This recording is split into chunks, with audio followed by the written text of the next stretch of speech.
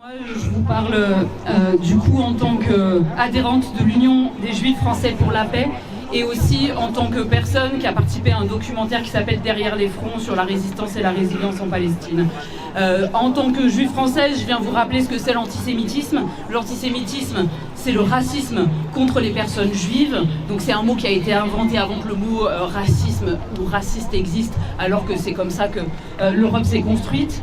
Et l'antisionisme, c'est d'être contre un projet politique. Le sionisme, c'est un projet politique confessionnel juif, de création d'un État juif grâce à la colonisation de terres.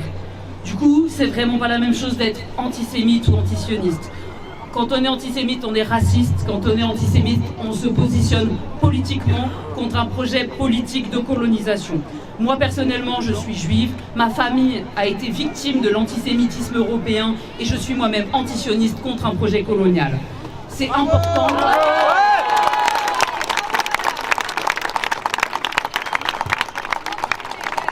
Israël reprend cet amalgame antisémite-antisioniste et l'État français le reprend aussi et essaye même de légiférer, c'est une honte.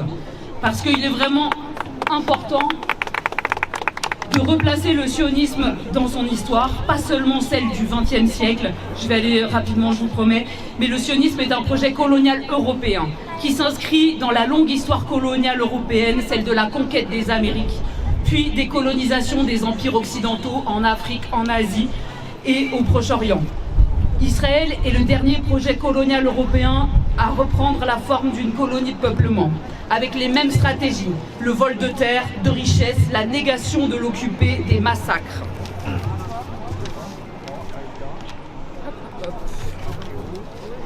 Du coup, pas étonnant de voir que le Rassemblement national, parti aux origines nazies de France, se joindre à un soutien inconditionnel d'Israël. Parce que ces politiques racistes s'appuient sur le racisme et l'islamophobie des pays occidentaux.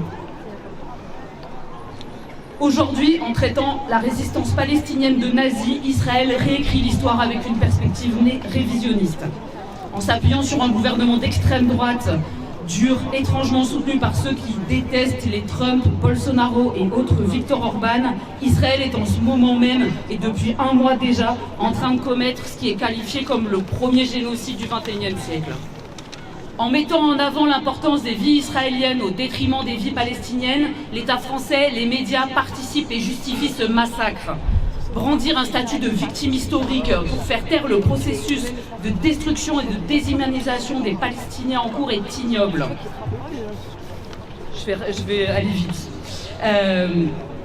Et du coup, afin de voler les terres et de s'accaparer les richesses, les Européens ont désigné les peuples autochtones des Amériques d'anthropophages, de sauvages. Ces Européens ont dénié l'humanité des Africains pour les réduire en esclavage.